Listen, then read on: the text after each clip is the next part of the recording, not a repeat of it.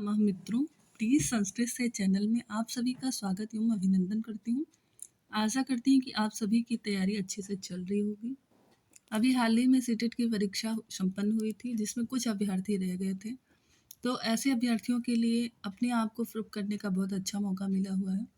तो ऐसे में आप प्रैक्टिस सेट लगाते रहिए और अपनी निरंतरता और बारंबारता को बिना त्यागे डेली प्रैक्टिस सेट लगाइए। ऐसा मेरी तरफ से सुझाव है। बाकी हम सभी जो है, आप सभी यदि सीटेट की परीक्षा देने जा रहे हैं तो इतना मैं मानती हूँ कि इतना तो आपके पास है ही है माइंड कि आप अपने लिए अच्छा और बुरा समझ सकते हैं। ईश्वर से प्रार्थना करती हूँ कि ईश्वर इस बार आपको अच्छे अंकों के साथ उत्तीर्ण कराए, और उत्तीर्ण ही नहीं, वर्ष 2024-25 में आपको आपका लक्ष्य प्राप्त हो। ऐसे शुभकामना के साथ आज के प्रैक्टिस सेट की शुरुआत करते हैं। प्रैक्टिस सेट शुरू करने से पूर्व छोटा सा अनुरोध है कि चैनल के द्वारा आपको थोड़ा बहुत भी लाभ हो रहा है, यदि लग रहा है कि मेरे चैनल से आपको कोई नुकसान नहीं हो रहा है, तो चैनल को लाइक, सब्सक्राइब एवं शेयर अवश्य करिएगा। चलिए हम लोग प्रश्नों पर आते हैं। प्रश्न संख्या 1, और प्रश्न संख्या 1 कह रहा है, आचार्य पाणिनि को ओ तथा औ की सवर्ण संज्ञा अभीष्ट है। क्या हाँ अभीष्ट है? ऑप्शन नंबर 2 नहीं, कह रहा नहीं अभीष्ट है। दोनों में सवर्ण संज्ञा सूत्र नहीं लागू होता, क्या ये अभीष्ट है? अथवा कोई नहीं। तो आचार्य पाणिनि का जो है, उनके हिसाब से ओ और दोनों में सवर्ण संज्ञा का सूत्र लागू नहीं होता है। आपका प्रश्न 1 का ग उत्तर सही होगा। चलिए अगले प्रश्न पर आते हैं। प्रश्न संख्या 2। प्रश्न संख्या 2 कह रहा है कि गुण संज्ञा प्राप्त होती है। गुण संज्ञा प्राप्त होती है 6 वर्णों की, 12 वर्णों की, 18 वर्णों की अथवा 30 वर्णों की। गुण संज्ञा किसकी प्राप्त होती है? तो देखिए गुण संज्ञा के गुण संज्ञा के अंतर्गत कितने वर्ण आते हैं? तो आ आता है, ओ ए आता है और उ आता है, 3 वर्ण आते हैं। ठीक है, ओ का दीर्घ नहीं होता, ए का दीर्घ नहीं होता, लेकिन जो आ है इसका दीर्घ और प्लुत दोनों होता है। और ए का हश्व नहीं होता और ओ का हश्व नहीं होता। इस तरीके से इनके 12 दूनी 24 हो गए, और इसके 18, 24 और 18 कितने हुए? प्रश्न संख्या 2। और प्रश्न संख्या का 2, गुण संज्ञा प्राप्त होती है 18 वर्ण की। तो कितने वर्णों की प्राप्त होती है? 3 है। और इन 3 के कितने भेद हुए? इन तीनों के जो है गुण संज्ञा के 3 वर्ण हैं। एक है छोटा आ और ए और ओ, ये 3 वर्ण गुण संज्ञक हैं।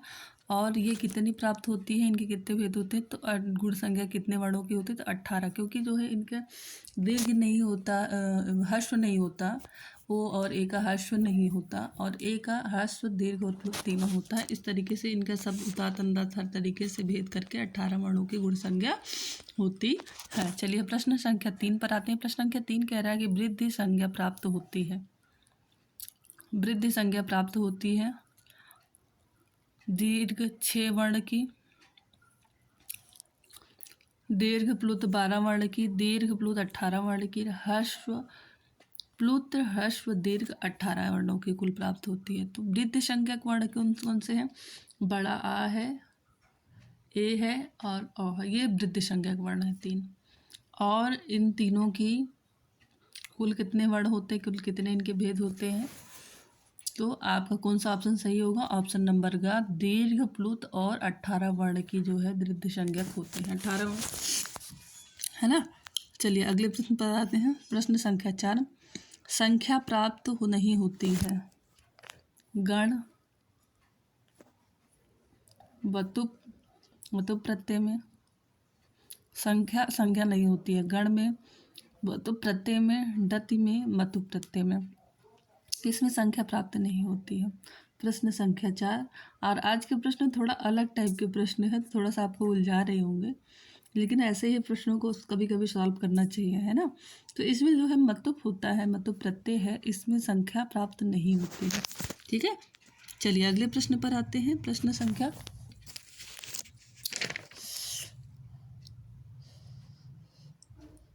संख्या 5 कह रहा है कि अर्थवत अधातु अप्रत्यय प्रतिपादिकम सूत्र लागू होता है। सिंह, अधिहरि, शिक्षक या दर्शन। तो कौन सा ऐसा शब्द है जो प्रतिपादिक है? प्रतिपादिक शब्द वे होते हैं जो अर्थवद हो लेकिन धातु ना हो, उसमें कोई प्रत्यय ना जुड़ा हो, ऐसे शब्दों को प्रतिपादिक कहते हैं। देखिए अधिहरि में आपका जो है उपसर्ग इत्यादि जुड़ गया है, और आपका दर्शन है इसमें भी रूप चला हुआ है, और शिक्षक में भी रूप चला हुआ है ना। तो ये दोनों जो है प्रतिपादिक हैं।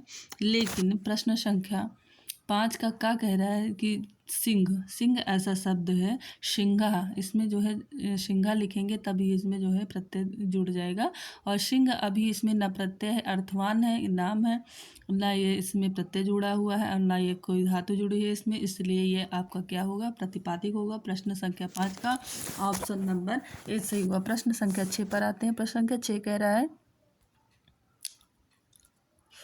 कि सर्वनाम स्थान संज्ञक प्रत्यय प्राप्त होता है 7, 6, 5, 4। तो सर्वनाम स्थान संज्ञक जैसे सु, और, जस, अम, औट, ये प्रत्यय से ऐसे रूप बनते हैं ना, जैसे बालका, बालको, बालका, बालकम, बालको, तो इसमें प्रत्यय जुड़े होते हैं। तो बालका में सु प्रत्यय, तो ऐसे जो है 21 कुल प्रत्यय हैं, जो शब्द रूप के 21 प्रत्यय हैं। तो उन 21 प्रत्ययों में 5 प्रत्यय ऐसे होते हैं, सु, और, जस, अम, औट, यानी प्रथमा का तीनों वचन और द्वितीय का एक वचन और द्विवचन, ये 5 जो प्रत्यय हैं, ये 5 प्रत्यय सर्वनाम स्थान संज्ञक होते हैं। ठीक है। तो प्रश्न संख्या 6 का जो आपका उत्तर सही होगा वो उत्तर सही होगा आपका गा। सर्वनाम स्थान पर देखो ऐसे होता है, सु, और, जस, अम, औट, ये इतने जो प्रत्यय हैं 5, ये सर्वनाम स्थानिक प्रत्यय कहलाते हैं। चलिए अगले प्रश्न पर आते हैं। थोड़ा सा इसका कलर चेंज कर लेना, इसके कलर से दिखाई नहीं दे रहा, ब्लू कलर से।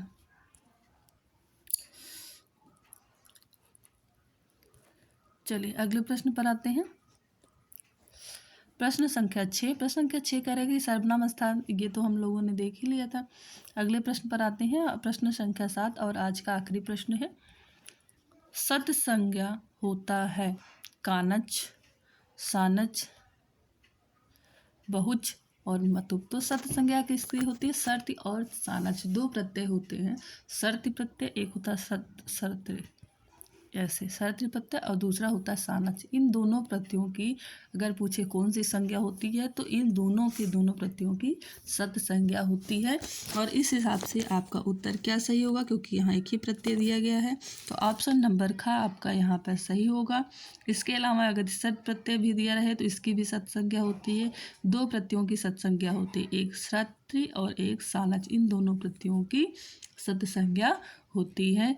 चलिए यहीं पर वीडियो को समाप्त करते हैं और मिलते हैं फिर से नए प्रश्नों के साथ, नए जोश के साथ, नए उमंग के साथ। आशा करती हूँ कि मेरे द्वारा दिए जा रहे कंटेंट आप लोगों के लिए किसी प्रकार से कोई नुकसान नहीं कर रहा होगा। यदि नुकसान नहीं कर रहा है तो लाइक, सब्सक्राइब एंड शेयर करें।